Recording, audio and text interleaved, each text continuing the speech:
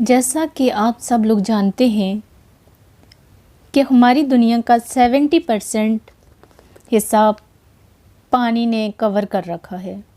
ये ऐसा फैक्ट है जो हम स्कूल लाइफ से ही सुनते आ रहे हैं, लेकिन आज मैं दुनिया के 4 ओशियन नहीं, सिर्फ एक ओशियन की बात करूँगी, जिसकी मैसिवनेस देखकर एक बार आपको ज़रूर हैरत का झटका लगेगा।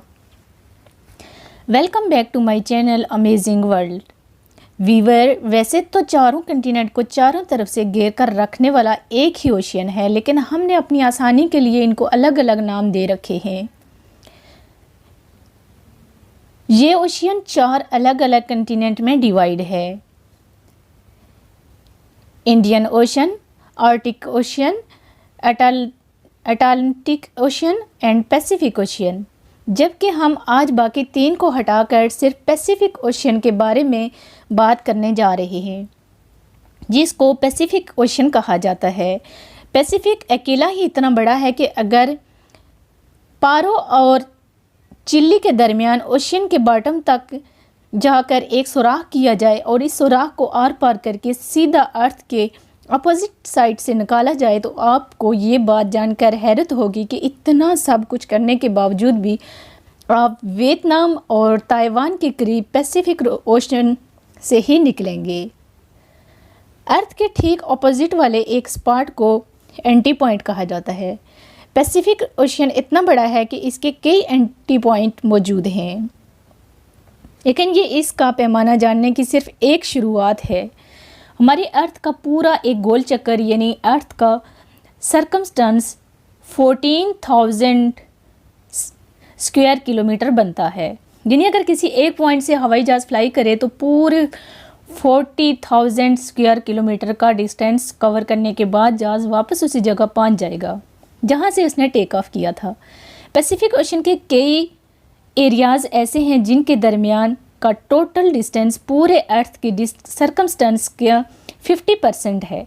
जी हाँ, लगभग पूरे 20,000 स्क्वायर किलोमीटर। ये हिस्सा इंडोनेशिया और कोलंबिया के दरमियान मौजूद है, जिसको पैसिफिक ओशन का सबसे लंबा हिस्सा माना जाता है, और ये तकरीबन 20,000 किलोमीटर बनता है। रिसर्च के दौरान मुझे ये भी जानकर हैरत हुई कि इंडोनेशिया और कोलंबिया के इस हिस्से में हमारा पूरा चांद फिट आ सकता है। सिर्फ एक नहीं बल्कि लाइन से पूरे 5 चांद आने के बावजूद भी इसमें काफ़ी ज़्यादा खाली जगह बच जाएगी। पैसिफिक ओशन की मैसिवनेस का अंदाज़ा आप इस बात से लगा सकते हैं कि हम इस पूरे ओशन को एक साथ देख भी नहीं सकते। किसी शिप में सवार होकर पैसिफिक ओशन के साइज़ का अंदाज़ा लगाना एक इम्पॉसिबल टास्क है, क्योंकि हमारी आंखें अर्थ के हॉरिज़न को देख रही होती हैं और ये हॉरिज़न कर्व हो जाता है। इस वजह से हम ज़्यादा दूर नहीं देख सकते। यही रीज़न है पर समंदर और आसमान एक दूसरे से मिले हुए लगते हैं। 6 फीट लंबा इंसान समंदर में सिर्फ 5 किलोमीटर दूर तक देख सकता है। अगर किसी के भी पार देखना हो तो किसी ऊंची जगह से देखना ज़रूरी हो जाता है। अगर समंदर के ऊपर किसी हवाई जहाज़ में माउंट एवरेस्ट जितनी ऊंचाई से भी देखा जाए तो पैसिफिक ओशियन सिर्फ 370 किलोमीटर स्क्वायर दूर ही नज़र आ सकेगा। ये तो हुई जहाज़ से देखने की बात। पैसिफिक ओशियन को हम 400 किलोमीटर यानी 400 स्क्वायर किलोमीटर दूर आसमान में गर्दिश करते इंटरनेशनल स्पेस स्टेशन से भी एक साथ नहीं देखा जा सकता। एक अंदाजे के लिए गूगल अर्थ का रुख करें तो पैसिफिक ओशन में मौजूद एक आइलैंड बोरा बोरा लैंड के नाम से फेमस है। ये वो हाइट है जहां से नॉर्मल ड्रोन कैमरा देख सकता है। नॉर्मली हम जूम करके 10 किलोमीटर की इस हाइट तक पहुंच चुके हैं, जहां से नॉर्मल कमर्शियल एयरप्लेन में बैठकर देखा जा सकता है। मज़ीद अगर जूम आउट किया जाए तो 400 किलोमीटर की हाइट पर हम अब इंटरनेशनल स्पेस स्टेशन की ऊंचाई से ओशियन को देख रहे हैं, लेकिन अभी भी हमें पूरा पैसिफिक एक साथ नज़र नहीं आया। मज़ीद और जूम आउट करके हम 10,000 के ऊपर चले जाते हैं। ये वो फाइनल पॉइंट है जहां तक गूगल अर्थ जूम आउट करने का ऑप्शन देता है, और यहां पहुंचकर हमने नोटिस किया है कि अर्थ से 63,000 स्क्वायर किलोमीटर दूर जाकर भी हमें पैसिफिक ओशियन 95% नज़र आ रहा है, जबकि सिर्फ 5% हिस्सा हमें ज़मीन का दिखाई दे रहा है। नंबर्स की बात की जाए तो Pacific ocean 165 crore 2,000 lakh square kilometre area पर फैला हुआ है। ये एरिया इतना जॉइंट है कि इसमें पूरा north America, south America, Europe, Africa, Asia, Australia, Antarctica और ग्रीनलैंड भी फिट आ सकते हैं।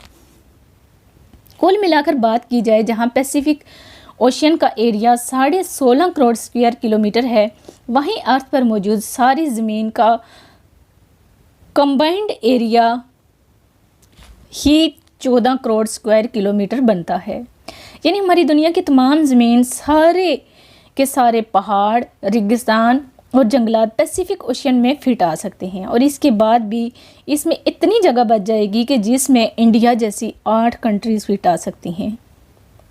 याद रहे कि हम 4 ओशियन में से सिर्फ एक ओशियन पैसिफिक ओशियन की बात कर रहे हैं।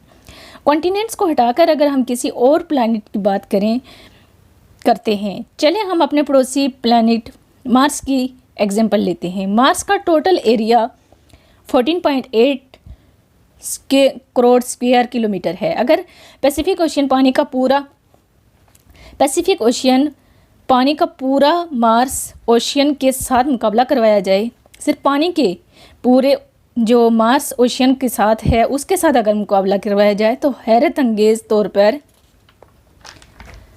पूरे का पूरा मार्स, इसमें मौजूदा तमाम क्रिएटर्स, माउंटेन्स सब पानी में कई 100 फुट तक डूब जाएंगे। अभी तक हमने पैसिफिक ओशियन के सरफेस यानी इसकी सतह के बारे में बात की है। जितना बड़ा ये ऊपर से दिखता है उससे भी कहीं ज़्यादा ये गहरा भी है। पैसिफिक ओशियन में डीप ट्रेंच यानी कि चैलेंजर डीप ट्रेंच के नाम से पहचाना जाता है। जानने वाला ये पॉइंट जो है अभी तक सबसे डीपेस्ट पॉइंट है। चैलेंजर डीप ट्रेंच जो है ये सबसे डीपेस्ट पॉइंट है जो समुद्र की सतह से 11 किलोमीटर नीचे है। और पैसिफिक का ये गहरा तरीन पॉइंट कोई अकेला नहीं है। पैसिफिक ओशियन में ढूंढे जाने वाले 3 ट्रेंच और भी हैं जिनकी गहराई 10 किलोमीटर से भी ज़्यादा है। इनको हम टांगा ट्रेंच, फिलिपाइन ट्रेंच और कुर्ली कमाचा ट्रेंच के नाम से जानते हैं। अब जानते हैं कि पैसिफिक ओशियन में चंद लाजवाब फैक्ट्स हैं। आज से 509 साल पहले फेर्डिनांड मैगेला नाम यूरोपीय शख्स ने पूरा पैसिफिक ओशियन पार किया था और इसने ही इसको पैसिफिक का नाम दिया था, जिसका मतलब है पीसफुल सी। हर गुजरते साल पैसिफिक ओशियन छोटा होता जा रहा है, जिसका main reason under water tectonic plates movement है। लेकिन अच्छी बात यह है कि जितना छोटा पैसिफिक ओशियन होता जा रहा है, इस स्पीड से अटॉनिक ओशियन बड़ा भी हो रहा है। दुनिया में ज़्यादातर अर्थक्वेक्स और सुनामी की वजह पैसिफिक ओशियन के बॉटम पर मौजूद टेक्टोनिक प्लेट्स की वजह से आते हैं। पूरी दुनिया में सबसे ज़्यादा एक्टिव वोल्केनोज पैसिफिक ओशियन के बॉटम में ही पाए जाते हैं। तकरीबन 75,000 स्क्वायर से भी ज़्यादा वोल्केनोज पैसिफिक ओशन के अंदर मौजूद हैं और इनमें सबसे बड़ा वोल्केनोज न्यूजीलैंड के करीब हावर सी माउंट से जाता है। बाकी तमाम चीज़ों के साथ साथ आइलैंड में भी पैसिफिक का पहला नंबर है और पूरे पैसिफिक ओशन में 25,000 से भी ज़्यादा आइलैंड मौजूद हैं और इनमें से हज़ारों आइलैंड ऐसे हैं जिन पर आज तक कोई इंसान कदम नहीं रख सका। इन तमाम आइलैंड को गूगल अर्थ पर ही ढूंढने में कई महीनों का टाइम लग सकता है। उम्मीद करती हूँ आपको आज की मेरी ये अमेजिंग वर्ल्ड की ये वीडियो इन्फॉर्मेटिव लगी होगी और वीडियो के बारे में कमेंट में ज़रूर बताइएगा और साथ साथ वीडियो को लाइक और शेयर भी कीजिएगा। इसी के साथ ही मुझे इजाज़त दीजिए। अपना ख्याल रखिएगा। अल्लाह हाफिज़।